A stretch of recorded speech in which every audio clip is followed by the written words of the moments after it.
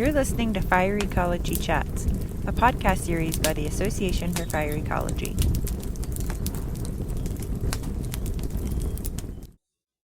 Good morning, everybody. My name is Bob Keene. I am the host of Fire Ecology Chats, the podcast that advertises the new papers that are in the great journal Fire Ecology, which is sponsored by AFI. Today, we have a wonderful guest, very interesting paper that was recently published in Fire Ecology. Our guest is Dr. Cristina Fernandez, and go ahead and introduce yourself. Hello, I am Cristina Fernandez. I am biologist. I am a specialist in fire ecology. I work in a forest research center that belongs to the government of Galicia. That is a region that located in the northwest part of Spain, in the southern Europe. It's one of the regions of Europe most affected by forest fires. And it's also the only one with a post-fire soil erosion risk mitigation program that is coordinated by our unit and for the forest management section in the region. Very good. Thank you. So talk about your very interesting paper on the use of the new Sentinel-2 satellite sensor to go ahead and see if it can identify severity. So Cristina, could you go ahead and tell us about your study? For us, the evaluation of fire severity is a very important step in the planning of post-fire soil erosion risk mitigation actions, as post-fire runoff and erosion are highly dependent, especially on the level of soil burn severity. We are involved in the soil erosion mitigation actions planning with the government. We have been working for years improving fire severity assessment methodologies to speed up this work before the autumn rains. And we think that remote sensing can be very useful for that. This work has been carried out in the framework of a project that is funded by the European Union to propose actions and methodologies to mitigate the impact of forest fires in the southern part of Europe that is the mostly affected by wildfire.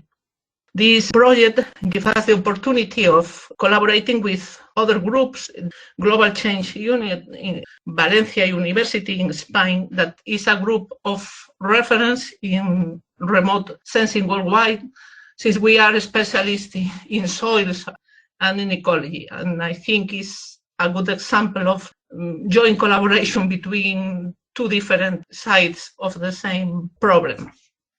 Thank you for that. Well, your study did something kind of special, is that it correlated a number of burn indices to soils information.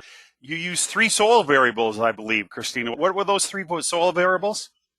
We choose 3 soil properties that we know that they are related with soil erosion risk, because it's not always easy to have soil erosion measures, that they are soil hydraulic conductivity, soil carbon content, and the weighted mean of soil aggregates. We know by previous studies that they are related with soil erosion risk. As you are indicating, that is not very frequent to find the relationships between spectral indices and soil properties. But maybe this small contribution, because it's 3 particular wildfires, but we think that this is beginning point to find a way of collaborating with remote sensing people. Yeah. What amazed me and what was fascinating about the study is that you got high correlations with the number of burn indices, mainly NBR, which is normalized burn ratio, but also one that was specifically designed for the Sentinel-2, right? It was BAIS. Could you tell us about that?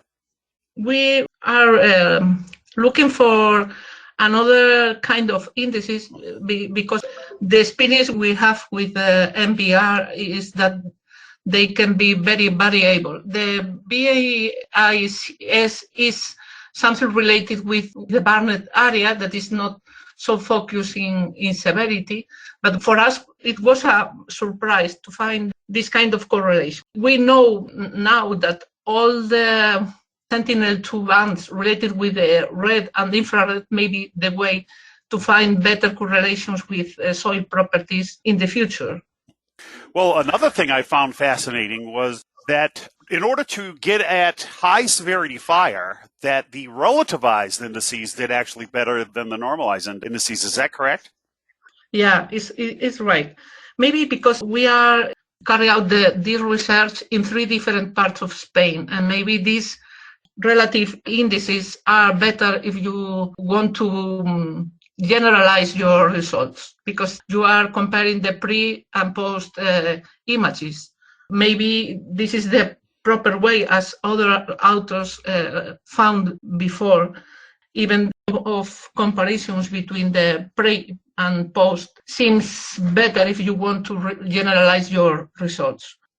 This is wonderful information. Everybody can actually download this paper for free from the Fire Ecology website. Christina, do you have any funding sources that you'd like to recognize at this time? Yeah, I want to thank the SUDOE program from the European Union that is particular funding for Spain, Portugal, and South France. This project is a joint effort between the 3 countries trying to find better solutions to solve the wildfire problems in the area. Well, thank you, Christina, and thank you, everyone, for listening. Really appreciate it. Next time you want to learn something new, go to the website for Fire Ecology and download some of our really interesting papers. Thank you very much, Christina. Goodbye.